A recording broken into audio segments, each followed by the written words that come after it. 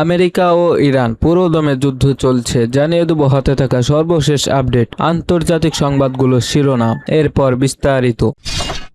প্রথমেই জানিয়ে দেব যুক্তরাষ্ট্র ও ইসরায়েলের উদ্দেশ্য মোস্তফা খামেনির নতুন বার্তা। আরও জানিয়ে দেব ইসরায়েল বিজয় ছিনিয়ে আনতে জানে বললেন ট্রাম্প।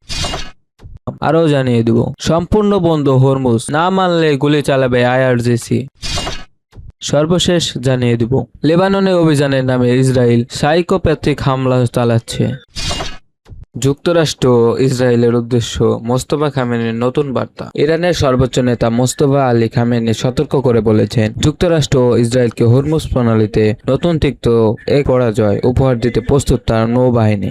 রোববার 19 এপ্রিল ইরানের রাষ্ট্রীয় টেলিভিশন তার এ বার্তায় প্রচার করা হয়। এর আগে দেশটির পার্লামেন্ট স্পিকার ও প্রধান আলোচক মোহাম্মদ বাগের গালিবাফ বলেছেন, যে কোনো মুহূর্তে আবারও যুদ্ধ শুরু হতে পারে। ইরানের সর্বোচ্চ এই দুই নেতার থেকে বক্তব্য আসার ঠিক আগেই ইসরায়েলকে প্রশংসায় ভাসিয়েছিলেন ডোনাল্ড ট্রাম্প। মার্কিন প্রেসিডেন্ট আশাবাদী খুব দ্রুতই এই সংকট কেটে যাবে, তবে এখনও যদিও আলোচনায় কোনো অগ্রগতি দেখা যায়নি। এদিকে ইসরায়েলি গণমাধ্যম সামরিক ও রাজনৈতিক সূত্রের বরাত দিয়ে জানিয়েছে, সম্ভাব্য যুদ্ধবিরতি ভেঙে পড়ার আশঙ্কায় দেশটির সেনাবাহিনীকে সর্বোচ্চ সতর্কতা অবস্থায় রাখা হয়েছে।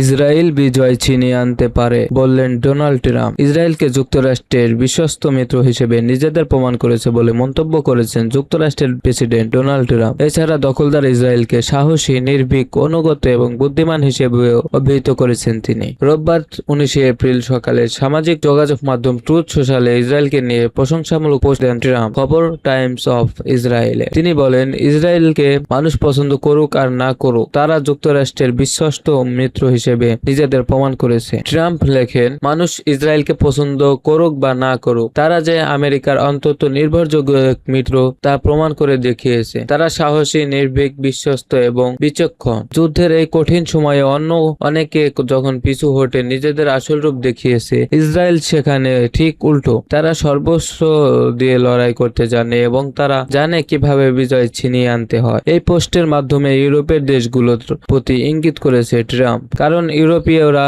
ইরানের উপর যুক্তরাষ্ট্র ও ইসরায়েলের চাপিয়ে দেওয়া যুদ্ধে যোগ দিতে অস্বীকৃতি জানিয়েছে। সম্পূর্ণ বন্ধ হরমুজ, না মানলে গুলি চালাবে আইআরজিসি। যুদ্ধবিরতির প্রেক্ষাপটে হরমুজ প্রণালী আংশিক খুলে দিয়েছিল ইরান, তবে যুক্তরাষ্ট্রের নৌ অবরোধের মুখে আবারও সেটি বন্ধ করে দিয়েছে দেশটির ইসলামী বিপ্লবী গার্ড বাহিনী আইআরজিসি। তেহরানের পক্ষ থেকে বলা হয়েছে, যদি যুক্তরাষ্ট্র অবরোধ তুলে না নেয় তবে বন্ধই থাকবে গুরুত্বপূর্ণ এই প্রণালী। রোববার 19 এপ্রিল ওই দাবির পর নিরাপদ করিডোর ও ফি নিয়ে জাহাজ পরের পথও বন্ধ করে দিয়েছে আইআরজিসি। ইরানের রাষ্ট্রীয় গণমাধ্যম প্রকাশিত এক বিবৃতিতে বলা হয়েছে, যুক্তরাষ্ট্র যতক্ষণ পর্যন্ত ইরানের বন্দর এবং জাহাজগুলোর উপর থেকে তাদের নৌ অবরোধ তুলে না নেবে ততক্ষণ এই নৌপথটি সম্পূর্ণ বন্ধ থাকবে। এই ঘোষণার মাধ্যমে ইরান তাদের আগের অবস্থান থেকে সরে এসেছে। এর আগে জানানো হয়েছিল, ইরানি কর্তৃপক্ষের সঙ্গে সমন্বয় করে এবং নির্দিষ্ট ফি প্রদানের মাধ্যমে বাণিজ্যিক জাহাজগুলো এই পথ দিয়ে যাতায়াত করতে পারবে। আইআরজিসির নৌবাহিনী সতর্ক করে দিয়ে বলেছে, যদি কোনো জাহাজ এই নিষেধাজ্ঞা অমান্য করে চলাচল করার চেষ্টা করে তবে সেটিকে লক্ষ্যবস্তু করা হবে। এদিকে মার্কিন প্রেসিডেন্ট ডোনাল্ড ট্রাম্প সতর্ক করে বলেছেন, হরমুজ প্রণালী বন্ধ করে ইরান যুক্তরাষ্ট্রকে চাপ দিতে পারবে না। তবে ইরানের পক্ষ থেকে দাবি করা হচ্ছে, প্রণালীটি তাদের নিয়ন্ত্রণে। যুক্তরাষ্ট্র যুদ্ধবিরতি লঙ্ঘন করলে সেটি খোলা হবে না।